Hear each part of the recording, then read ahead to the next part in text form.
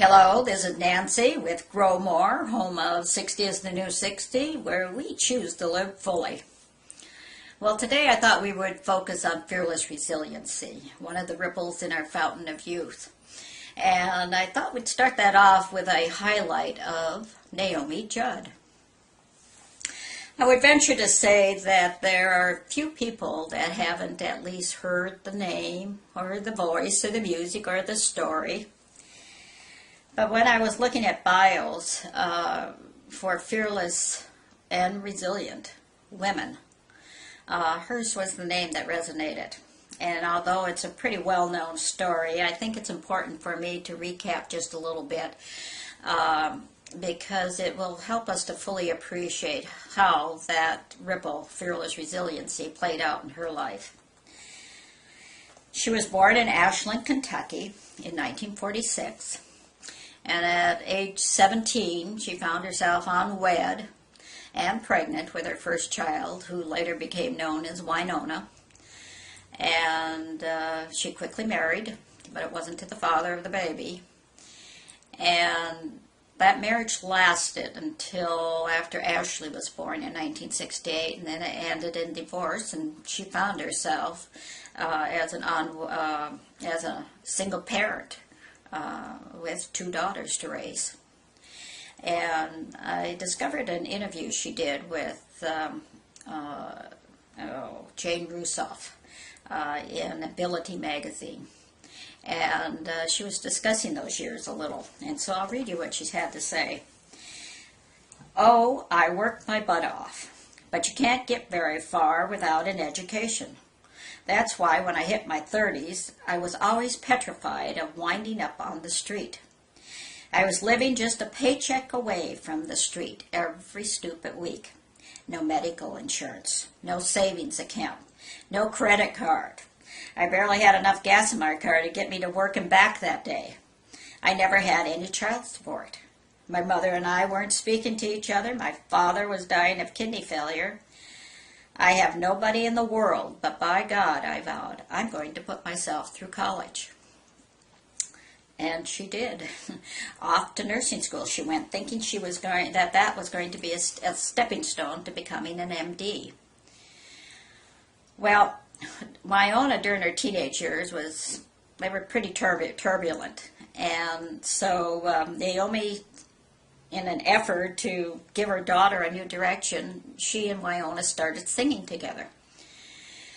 And it soon became pretty clear that that's what they were meant to do. Well, in 7 years, they sold more than 20 million albums and videos and received countless awards. They were on top when in 1991 Naomi was diagnosed with hepatitis C, which is a potentially fatal chronic liver disease.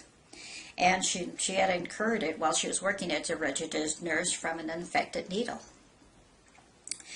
It forced her to retire early from her career just because she had to battle the disease.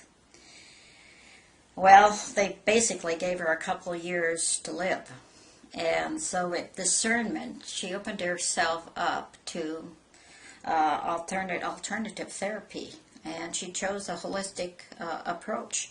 And she did things like meditation and changing her diet and reducing her stress and opening up her belief system, getting in contact with nature. Well, she wasn't down for too long. The public spotlight was soon going to be shining on her once again. She used her fame and her RN experience and her passion for helping people and redirected her energies and decided to go out and educate audiences about the scientific link between mind, body, and spirit in the healing process. She really advocates a integrative, holistic approach to medicine along with modern technology. And she does this with an authentic voice and a tell-it-like-it-is candor, which she is really known for. Several books carry her name as author, and the list of humanitarian efforts is long. She's had a Cinderella story life, a rags to riches life. It's been celebrated, but it's been complicated too. I had read one when I was doing the search on it. One of the bios said that her life read like a Judith Krantz novel. But she has or embodies fearless resiliency. That ability to step through her fear and bounce forward. What is it that enables her to do that?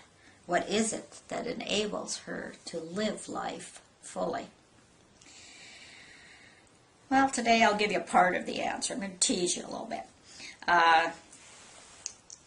In that same interview with Jane Russo for Ability Magazine, she said, well, when Jane asked her, "Are you really as calm and serene as you appear?"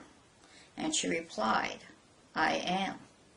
Because of the sense that my mom gave me, that I was a child of this Most High God." And to get the rest of it, we'll have to tune in next time. But until then, I really want you to give some thought to your own lives and how that ripple, fearless resiliency, has played out. So until then, join me and grow more as we span the generation in celebration of 60 is the new 60. Here is to our ripple.